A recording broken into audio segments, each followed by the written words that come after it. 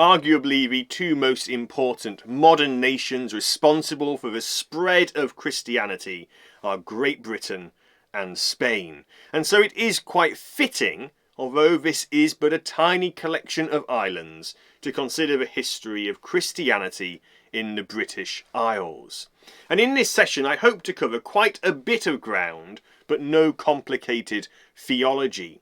We'll consider the arrival of Christianity, the first martyrs of Romano-Britain, the effects of the Saxon invasion or migration, the mission of Augustine, the arrival of the Vikings, and finally the situation leading up to 1066, when the Vikings from Northumbria, we know as Normandy today, took the throne. But first let's take a big step back to 55 BC, long before Jesus Christ was born and when Julius Caesar first invaded Britain. This was the beginning of Roman influence. But real Roman control didn't start till the time of Christ and the Apostles, and the conquest of modern England and Wales wasn't complete until the Battle of Mons Graupius in 83 AD, up in Scotland, where the Caledonian tribes were utterly demolished by the Roman army. From this point on, a distinctive Roman-British culture would grow in Roman lands, and the religion would be a mix of local pagan Celtic deities and Roman gods, as well as, increasingly, Eastern religious movements. Of course, the most important of those Eastern religious movements was Christianity. Tertullian says that Christianity had reached Britain by 200 AD, where, as in other parts of the empire, it experienced slow but steady growth. It's likely that the first British martyr, Saint Alban, died under the persecutions of the 3rd or 4th century, which were rocking the empire all over. St. Alban, as it happens, is the man the church in the village I was growing up in and I was baptised in was named after. Alban was converted to Christianity by a priest who was fleeing the persecution from the empire, and he invited the priest to hide in his house. When the Romans eventually heard of this and came to search his house at long last, Alban put on the priest's cloak and clothing and made the soldiers believe he was the priest, so the real one could escape. By 314, Christianity was strong enough in Britain that 3 bishops could be sent to the Council of Arles, and British bishops attended other councils throughout the 4th century. Perhaps the two most famous Christians of Roman Britain were the heretic Pelagius, AD 354 to 418, who St. Augustine condemned and we've spoken about previously, and St. Patrick. Patrick, despite popular opinion and misconception, was not Irish, but British, being born around AD 385 somewhere in modern-day Cumbria. At the age of 16, he was captured by Irish pirates, and, being taken back to Ireland, he converted his captors to Christianity. He then fled back to Britain when he was 22, went on to study in France, where he became a monk and was later ordained. Eventually, though, he would feel called to return back to Ireland, and in AD 432, he did exactly that. His time there would be a time of planting hundreds of churches, baptizing thousands of people, before dying in 461. His impact would lead to the Christianization of Ireland, where the first Christian High King would come to the throne in 558, just 100 years after Patrick died.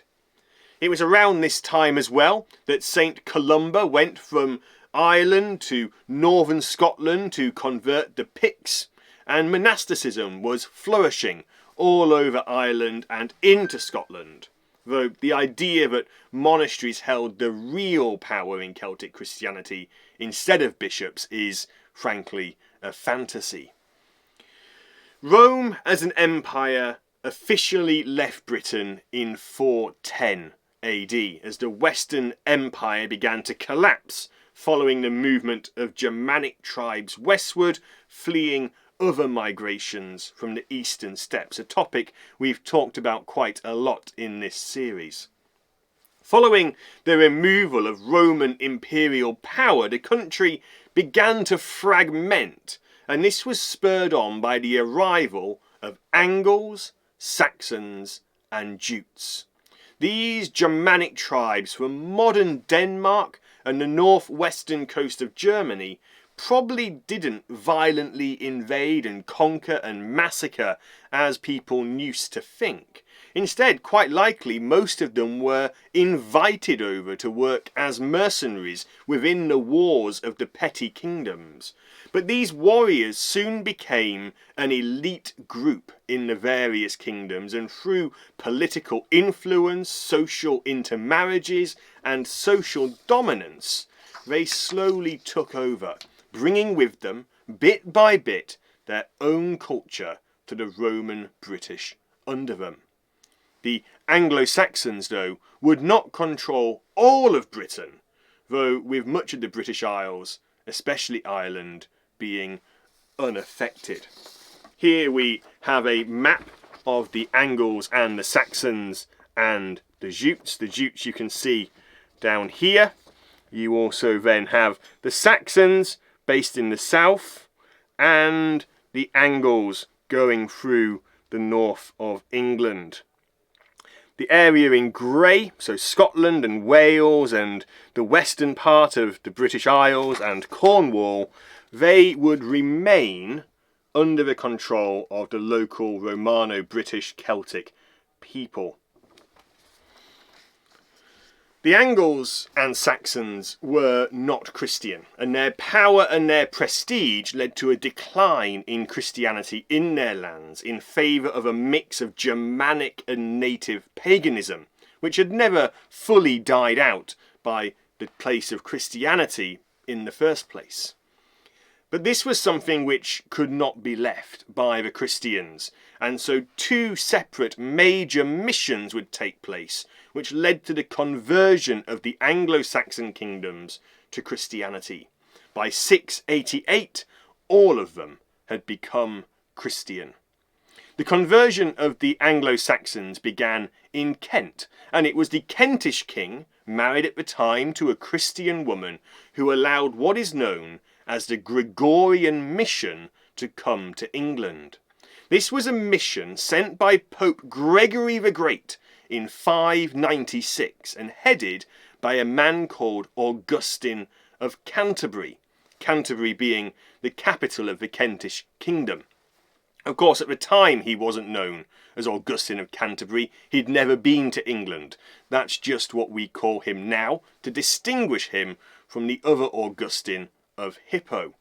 Now, this Augustine was likely born in Italy, and before heading up the mission was prior of a monastery in Rome. As he came to Britain with a number of other missionaries, and to be supported later by even more waves, he would come into conflict with the local British bishops, who were not entirely on board with the idea of submitting to him and the political power plays among the kingdoms that entailed. They also had differences over the date of Easter and a few other things. Ultimately, Augustine would establish his seat of power at Canterbury, and thus we have today the Archbishop of Canterbury.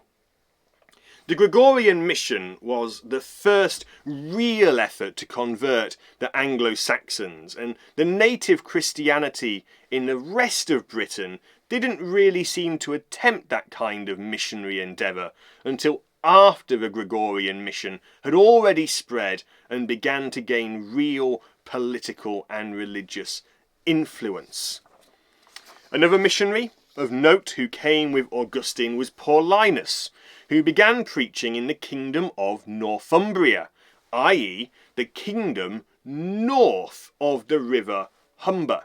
He arrived there in 625 and established his centre of power in York. Today we have the Archbishop of York. Now, the King of Northumbria was baptised in 627, but his heirs, his followers, his cousin and his nephew, they weren't Christian.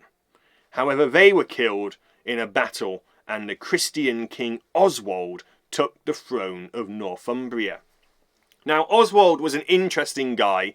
He had been kidnapped as a child. He lived in exile in Scotland because of the pagan cousin and nephew, and it was there that he was close to the Iona community. And so when he came to power, he invited them to come over and help convert the kingdom. At first they sent one man who it did not go down well. He was only preaching hellfire and brimstone, and he went back saying, "The people of Northumbria are such pagans, you'll never convert them." And so the monastery at Iona instead sent Saint Aidan, originally from Ireland, but living at the monastery in Iona. And he would establish the monastery at Lindisfarne, and he would come to convert the people, getting to know them, living among them, loving them, a much gentler way of spreading the gospel than his unsuccessful predecessor. This was the start of the native Christians doing serious missionary work among the Anglo-Saxons. This is something, of course, that likely would not have happened had it not been for the personal request of King Oswald, whose predecessor had been converted by Paulinus and the Gregorian Mission. Now, between the mission from Rome, headed up by Augustine, and missionaries from Ireland and the north, such as Aidan and Cuthbert, the re-Christianisation of England was surprisingly swift. In 686, the King of Wessex invaded the Isle of Wight, and he massacred the pagan population, bringing an absolute end to paganism as a major religion in the British Isles. Issues of conflict between Rome and local British Christianity were resolved at the Synod of Whitby in 664, when the Kingdom of Northumbria aligned itself officially with Rome.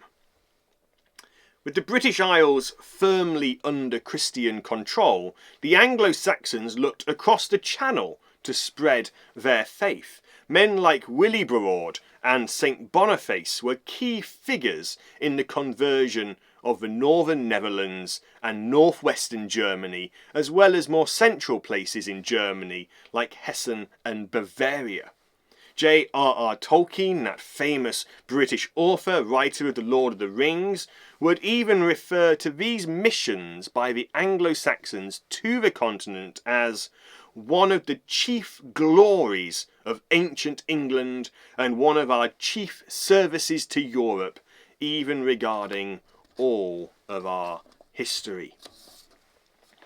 It was during these years, 672 to 735, that the famous British monk and historian, the Venerable Bede, lived and wrote his ecclesiastical history of the English people, for which he was given the affectionate title, the Father of English History.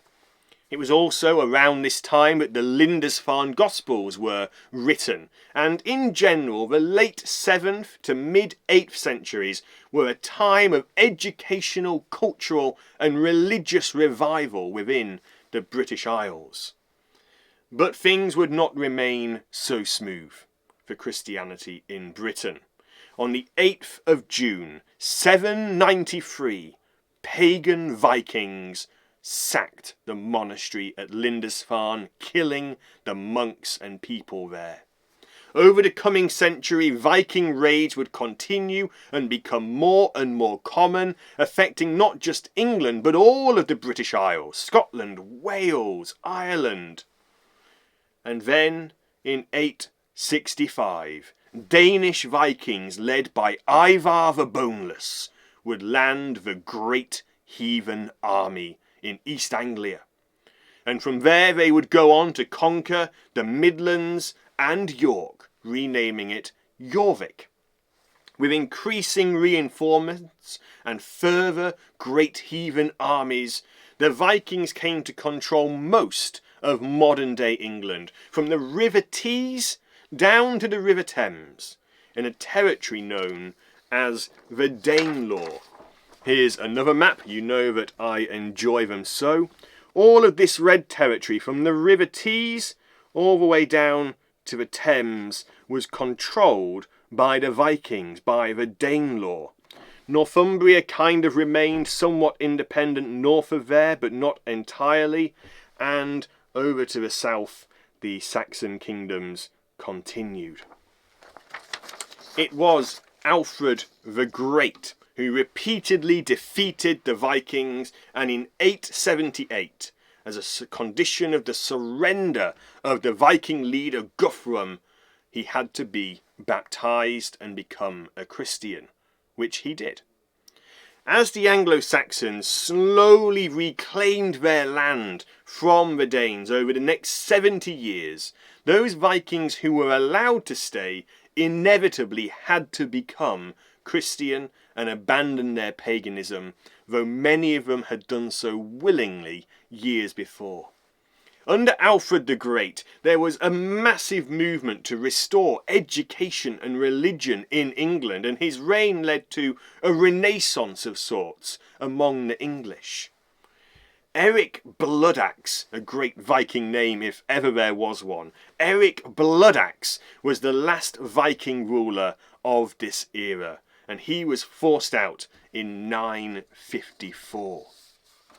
But this was not the end of Viking involvement in the British Isles by a long way, but it was the end of pagan involvement.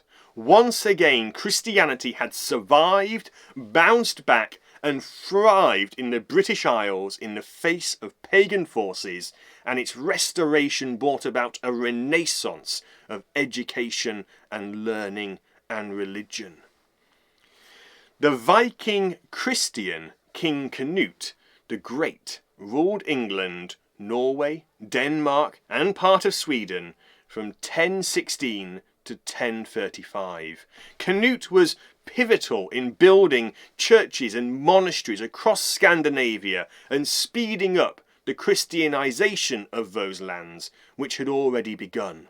By this time, those missionary movements were not coming from Britain, but instead from the Holy Roman Empire to the south. King Canute conquered England through force between 1015 and 1017, before taking the Danish throne in 1018 and the Norwegian throne in 1028.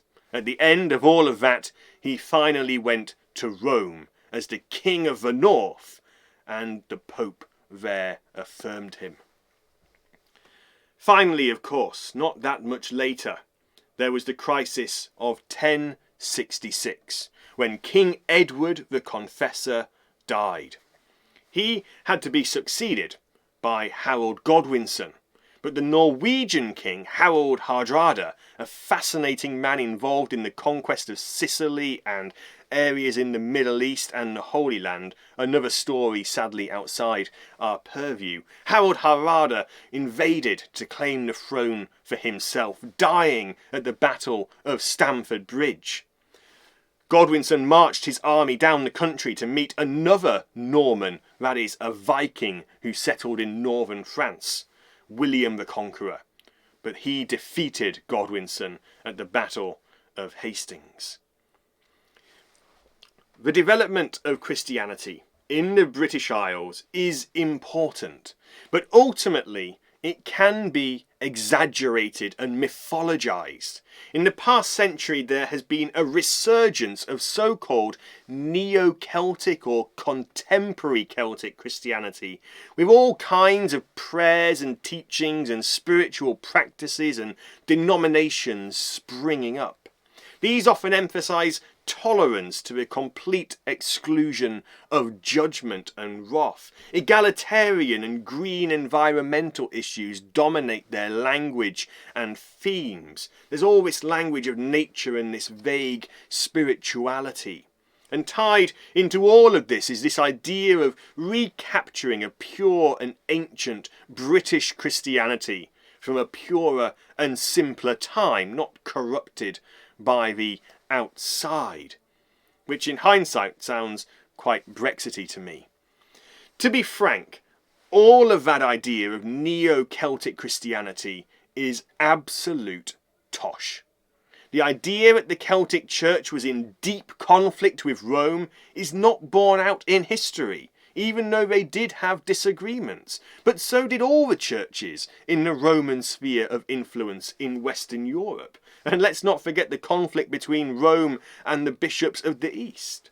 The four things for which Celtic Christianity did stand out were the dating of Easter, the style of monastic haircut, an emphasis on living as hermits, although that in itself was not unique within Western Christendom, just the amount of it happening in the British Isles was unique. And finally, the use of penitentials, or handbooks, which guided the sinner and priest through certain acts of forgiveness after private confession. This final distinctive point of Celtic Christianity was actually adopted universally by the Roman Church legally in 1215 and had been very common before that point. The myth of a distinctive Celtic Church owes its origin to three main factors. Firstly, the late Reformation, when the Anglicans were trying to make out that the Roman Church was foreign and other, and the Reformation was simply restoring the British Church back to its own independence. This was, to be honest, misguided and political and not historical. The second major influence was the Romantic movement in the 18th century, which introduced the idea of the innocent and noble savage, a movement which reinvented the ancient Celts as some people who were all about poetry and dancing and art and spiritual freedom set apart from rationalism and authoritarianism. This too is utterly divorced from historical fact. And finally, in modern times, an abundance of New Age and modern pagan groups, all of those modern paganisms like Wicca and so on, also have nothing to do with historical Celtic paganism. But all of these groups led to a fascination with the Celts and their spirituality and the making of Celtic Christianity into the image of those who were seeking to re-find it. A nature-loving, judgment-free, poetic, egalitarian utopia. In each of these stages that led to this idea of a very distinctive Celtic Christianity, we find that it says more about those who want to re-find it than it does about the historical church in the British Isles. All of that together, the history leading up to 1066 and the question of a distinctive Celtic church, does leave a few questions for us to consider. Firstly, what hope can we draw from the history of Christianity in the British Isles? Secondly, where else do we see people trying to reclaim something ancient, but in doing so inventing something new? And finally, what can we do in Christianity to avoid that tendency?